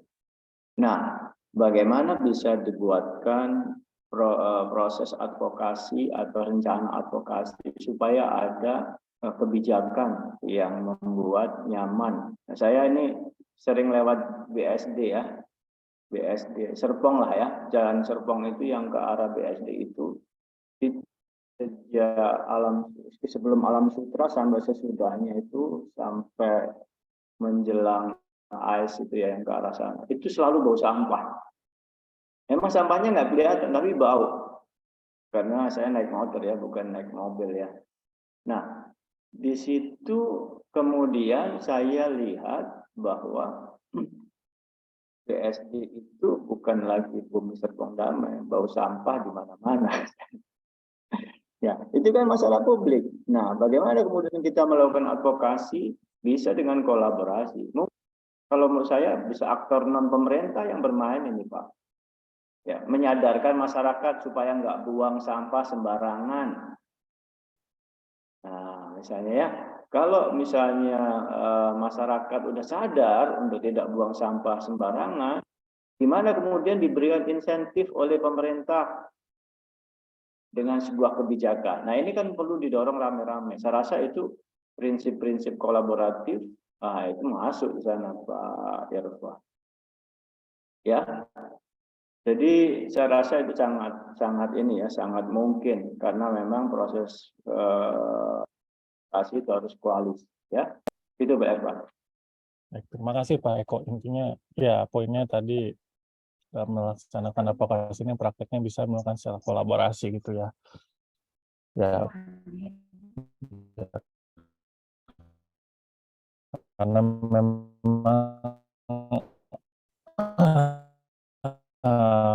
persoalan yang ada masih satu kesempatan lagi ya. Kira-kira ada yang mau bertanya nih dari teman-teman mahasiswa? Aduh, ada? Saya izin Ya, bertanya. oke, mungkin belum. Oke, siap, silakan. Dari siapa? Hanifah Silakan Zahra, sebutkan Pak, nama dan dari kelas 5B. pertanyaannya. Hanifah Zahra, silakan pertanyaannya apa dan ditujukan buat siapa?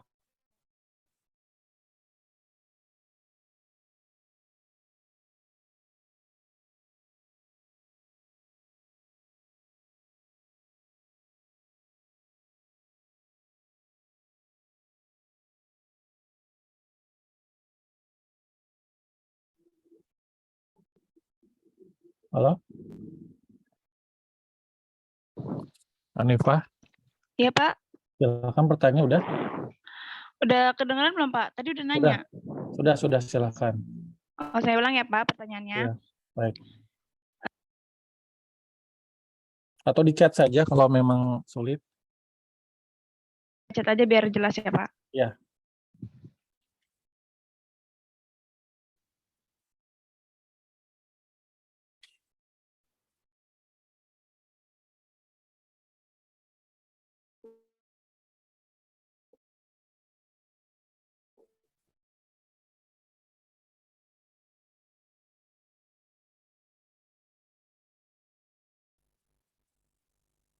Sambil menunggu ini ada pertanyaan untuk Pak Eko. Ada setting ke saya. Izin bertanya kepada Pak Eko seputar tentang advokasi. Menurut Bapak, bagaimana cara atau strategi komunikasi advokasi kepada orang yang berpendidikan rendah? Dan apa saja yang perlu diperhatikan dalam melakukan advokasi tersebut? Terima kasih. Ini dari Saudara Petri untuk Pak Eko. Pertanyaan udah di chat, Pak. Ya. Ini kan namanya komunikasi ya. Komunikasi itu, suara saya jelas nggak Pak Irfan? Jelas Pak, jelas. Oke. Komunikasi itu intinya pesannya harus sampai dan tujuan yang ingin disampaikan di dalam pesan itu dipahami. Nah, gimana kalau kemudian berhadapan dengan orang yang pendidikannya rendah? Nah, maka cara berkomunikasi, medianya, termasuk koalisinya itu harus dipilih yang membuat mereka mau dengar, satu. Yang membuat mereka itu juga mau didengar, dua. Yang membuat mereka itu tidak takut, tiga. Sehingga pada saat melakukan advokasi itu ya bisa kita dapatkan apa-apa yang menjadi dari sebuah kebijakan, dampak yang mereka rasakan apa. Ya. Kalau mereka takut di dalam menyampaikan sebuah masukan terhadap sebuah kebijakan, nggak akan keluar apapun. Karena mungkin bahwa ini cuma formalitas. Nah, terlebih juga kalau pemerintahan itu sifatnya sangat high pressure, ya, sangat kan kelompok yang mengkritik. Maka pada situasi seperti itu, bukan hanya orang yang nggak punya atau pendidikannya rendah, tetapi kelompok-kelompok yang kemudian ingin melakukan itu berpikir panjang itu untuk melakukan proses advokasi. Karena bisa berujung pidana atau masuk di penjara dan sebagainya. Jadi itu ya. Khusus bagi mereka yang pendidikannya rendah di desa dan sebagainya, gunakan cara yang itu. Kalau orang desa, cari aktor di desa itu yang kita bisa ajak, dia yang nyeritain, jangan kita yang jauh-jauh dari Jakarta misalnya. Ya, dia yang nyeritain dengan bahasanya dia, kalau perlu lokal gitu ya.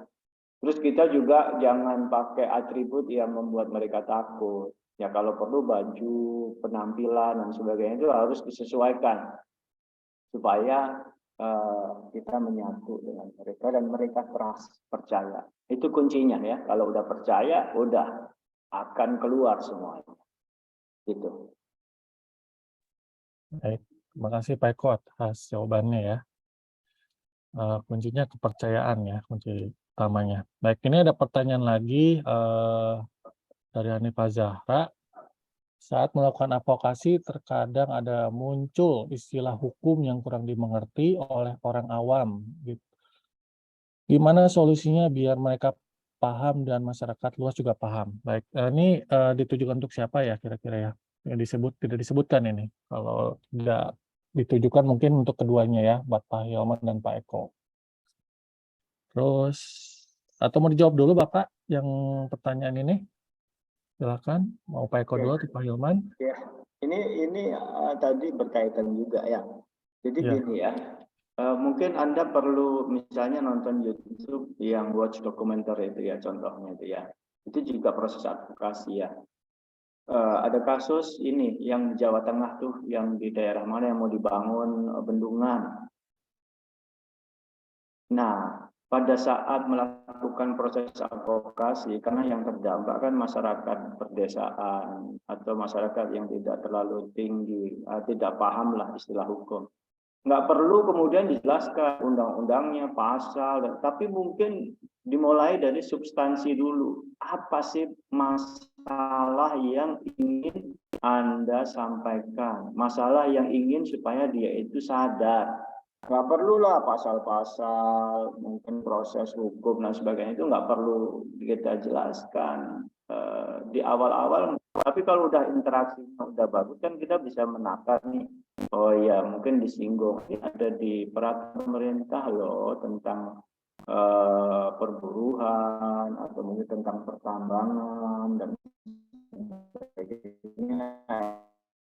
Itu baru. Tapi harus setelah itu hal-hal yang teknis yang mungkin nanti berkaitan dengan proses selanjutnya, mengawal advokasi ya pada saat mungkin musyawarah, audiensi atau mungkin ya proses hukum. Nah itu baru kemudian mereka diedukasi secara bertahap.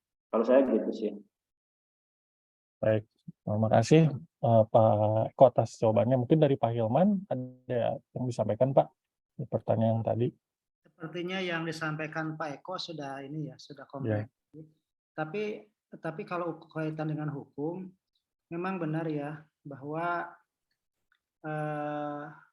pemahaman ya masyarakat terhadap hukum itu kan tidak merata ya. Karena advokasi itu selalu beririsan ujungnya itu dengan menang dan kalah gitu ya. Nah, menang dan kalah itu kan identik dengan putusan peradilan ya. Walaupun prosesnya itu tidak mudah. Tapi istilah-istilah hukum itu perlu ya secara umum disampaikan kepada para pihak. Artinya konsekuensi daripada advokasi itu ada dampak hukumnya. Nah, mungkin dalam hal ini solusinya bahasa yang sederhana gitu ya. Ada istilah bahasa yang mudah dipahami. Kalau dalam Undang-Undang 1498 itu informasi publik harus disampaikan dengan bahasa yang mudah dipahami. Maka bagi para advokator gitu ya, perlu menyampaikan, kan ada komunikasi nih, ada komunikasi publiknya. Komunikasi kan barangkali dalam beberapa pertemuan ini sudah disampaikan bagaimana agar supaya pesan itu sampai ya kepada pihak-pihak yang diadvokasi, walaupun misalnya dengan latar belakang pendidikannya yang relatif minim, pemahaman tentang hukum minim, tetapi secara umum harus sampai. Nah, dengan bahasa yang mudah dipahami. Pinter-pinterlah sebagai Pak Eko ya, advokator itu menyampaikan dengan bahasa yang mudah dipahami dengan gaya kearifan lokal yang ada di daerah masing-masing. Begitu Pak Ipan, pendekatan lokal wisdomnya itu harus ada. Baik, pendekatan lokal wisdomnya ya harus ada. Oke, baik. Makasih Pak Hilman. Ini mungkin satu pertanyaan lagi, pertanyaan terakhir ya. Assalamualaikum warahmatullahi wabarakatuh. Izin bertanya Pak, saya Agni Cahyaningrum kelas 5B. Tadi kan sudah disebutkan mengenai kasus TV digital. Pertanyaannya, apakah kebijakan yang diterapkan pemerintah tersebut sudah baik karena mungkin guna mewujudkan digital governance atau apakah malah menjadi urgensi untuk kalangan masyarakat? Karena mengetahui TV digital tersebut memerlukan alat dan saat ini untuk harga alat tersebut malah naik. Seperti itu pertanyaannya. Ini seperti untuk kedua-duanya, untuk Pak Eko dan Pak Hilman. Mungkin silakan atau Pak Hilman dulu yang mau menjawab. Dari Agni Cahaya, Pak. Oh, baik. Terima kasih. Ya. Agni Cahaya ya, artinya merespon terkait dengan STB. Ini kan fenomena yang belakang ini muncul dan bisa berdampak terhadap adanya gejolak di masyarakat. Kenapa? Karena ada semacam mungkin persepsi masyarakat tanda kutip itu dipaksakan gitu ya. Mengapa sih pemerintah itu kok harus kita membeli satu alat yang tentu dalam kemampuan masyarakat di sisi lain itu memberatkan. Gitu. Nah, memang kebijakan ini kalau dilihat dari masyarakat umum ya, ini belum tuntas gitu ya, belum tuntas. Perlu ada proses yang utuh ya, yang panjang, termasuk eksekusinya. Kalau kebijakan kan ada dalam tataran implementasinya, eksekusinya bagaimana gitu. Ini kan sudah kadang terjadi ya, kalau bahasa Tangerang itu kadang terjadi. Seluruh siaran televisi sudah dimatikan dan masyarakat yang belum beli STB itu kan runyam tuh, televisinya itu tidak ada gambar apapun gitu ya, ada semut doang gitu di situ. Nah, maka di mana perannya gitu ya? Ya perannya tentu bagi masyarakat yang merasa dirugikan harus membuat semacam komunitas ya. Karena kan kalau eranya sekarang kan eranya kolaborasi, harus melakukan upaya-upaya advokasinya itu dengan kelompok-kelompok gitu untuk memperjuangkan titik-titik mana saja yang perlu bantuan, perlu harga yang relatif terjangkau untuk pengadaan set-top box tersebut gitu. Nah, saya juga sebenarnya termasuk merasa heran juga gitu ya. Kenapa misalnya programnya sudah dihentikan tapi ternyata alatnya hilang di pasaran gitu. Dan sulit sekarang dicari. Setiap toko dibilang tidak ada. Kalau ada harus nunggu dulu dan harganya mahal. Ini ada persoalan yang serius, barangkali ke depan harus dipikirkan oleh kita semua apa penyebabnya kan gitu. Apakah betul kata Hanifah ini ada permainan bisnis di situ di dalamnya dan lain sebagainya gitu. Sementara itu Pak Ipan. Baik, terima kasih Pak Hilman. Mungkin dari Pak Eko ada Ya, tambahan saya lagi Pak? mungkin akan jelaskan dengan ilustrasi ya sebenarnya ya.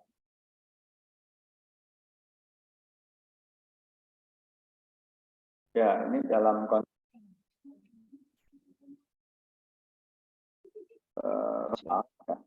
nah mestinya itu ke sini nih lah.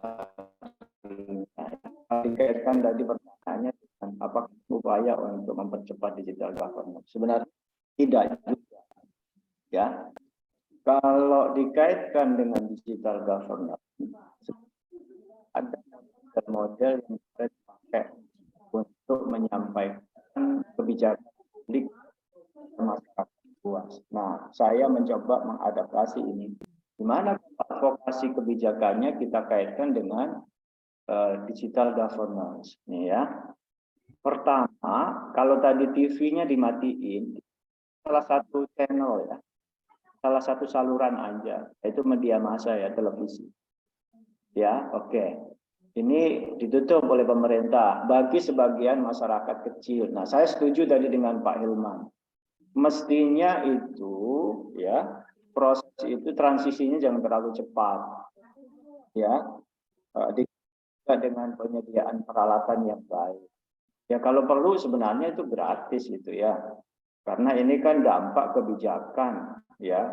Kalau dampaknya itu memberatkan masyarakat, sebenarnya itu kebijakan yang tidak populer, ya, tidak baik ya sebenarnya, ya memberi beban. Apalagi situasinya seperti sekarang ini ya. Maka itu transisinya sebenarnya perlu ya lakukanlah edukasi dan kemudian didistribusikanlah apa-apa yang memang dibutuhkan. Nah, kalau itu nggak ada media massanya, berkuranglah bukan nggak ada ya. Nah, maka ada saluran lain sebenarnya, yaitu website dan sosial media. Advokasi yang bisa kita lakukan, kalau kita non pemerintah ini ya, kebetulan ya, kita non pemerintah, bisa memanfaatkan website, bisa memanfaatkan sosial media, Facebook, Twitter, Instagram, TikTok. Untuk apa? Menjelaskan kepada masyarakat masalah-masalah publik yang kita hadapi. Misalnya tadi, ya, kita mau bantu, misalnya pemerintah yang bantu mengedukasi masyarakat dalam proses ini. Ya udah jelaskan tentang apa sih tujuan analog itu, ASO itu, ya kan, dampaknya apa. Mungkin kita bisa membantu juga dalam mendistribusikan, ya kita mungkin cari peralatan itu yang bukan palsu, kata Pak Irfan, itu ternyata ada yang palsu gitu ya. Tapi kita nggak ngambil untung. Ya kita sebagai pihak LSM lah mungkin begitu ya, kita nggak ngambil untung. Nah mungkin pendanaannya kemudian dirancang bagaimana itu supaya bisa masyarakat. Ya, itu bisa seperti itu. Nah, kita bisa pakai website, kita bisa pakai sosial media. Nanti masyarakat yang terdampak, pertama dia punya kesadaran ya, bahwa memang ini kebijakan yang katanya menteri itu adalah bahwa itu komitmen internasional gitu. Masyarakat kan enggak internasional atau enggak. Yang pasti TV-nya mati, saya udah nggak nonton itu ya, jadi pakai YouTube aja sekarang kan ya. Nah itu, nah maka itu harus ada proses advokasi yang bisa memanfaatkan ini. Jangan kita hanya tidak kreatif ya, kita advokasinya manual ya, masih apa. Manfaatkan aja ini, mengedukasi supaya itu viral. Itu masuk ke masyarakat luas, atau kita masukkan hanya ke masyarakat, misalnya namanya untuk masyarakat di Banten aja atau Tangerang aja bisa, gitu ya, kita lakukan seperti itu. Nah, sehingga masuk itu kemana-mana, ke website orang lain, dikutip media massa dan seterusnya. Nah, akhirnya kalau kemudian menjadi isu umum, dia menimbulkan kesadaran tuh bagi masyarakat. Nah, kesadaran itu juga dibaca oleh pengambil kebijakan. Viralnya ini bisa merugikan citra pemerintah, maka akan ada perubahan. Apa yang kita sampaikan itu mungkin ditangkap oleh pemerintah. Oh, ini kayaknya ini saatnya sudah, kita ubah aja deh, kita tunda dan sebagainya. Nah, itu.